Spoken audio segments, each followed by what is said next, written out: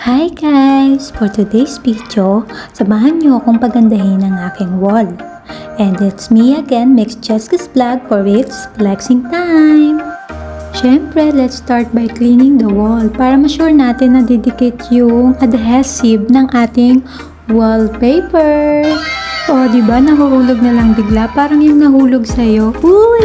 But make sure to find the best and matching design that fits each other para mas maganda ang kalalabasan ng ating design sa ating wall. O, diba? Parang pag-ibig lang, hahanapin mo rin ang best match para sa'yo. Uy! Then, pag sure ka na, then for the go na, idikit na natin yan but very slowly and carefully.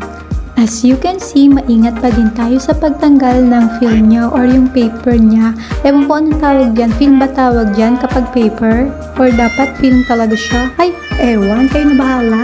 At syempre, nasa part pa rin ako ng pagtutugma dyan para naman magtugma yung design.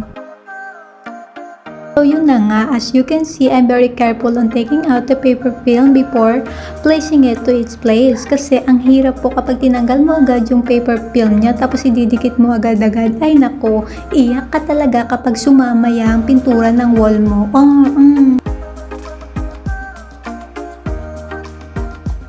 Kaya dapat dahan-dahan lang. Sabi nga nila, slowly but surely. O diba, sureball yarn? Uy! Ayaw makisama ng pader dyan, nagmamatigas. Parang puso mo matigas. Uy! Wala, hugot na naman yan. Ayan nga po, hindi ko mailagay dahil parang tabingi yung pader. Yung pader talaga yung sinisi. Ala, naloko na. Ayan nga, mapapainda ka na lang talaga kapag nakikita mo na yung resulta ng ginagawa mo. Siyempre, kapag maganda ang resulta, happy. Yung bigla ka na lang mapapawalling. Uy, may pinagdadaanan yun.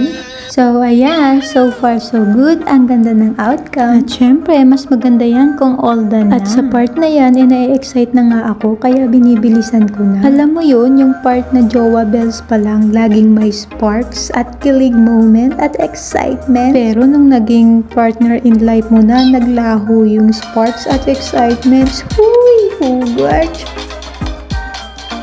Siya, hindi na nga huhugot kung ano-ano nang nasasabi ko eh.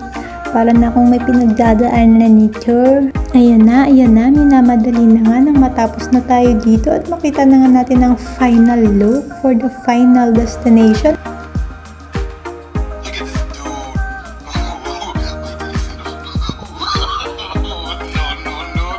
Hala, nahulog ako sa'yo.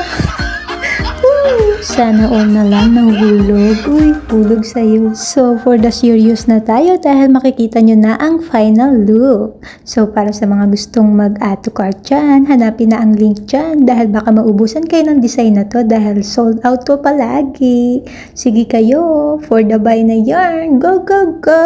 Para ka naman din na grade 2. So, dahil kinapos ako at baka maubusan ako, mag-add to cart na rin ako at i-click natin dyan ang link sa caption or dyan sa comment box.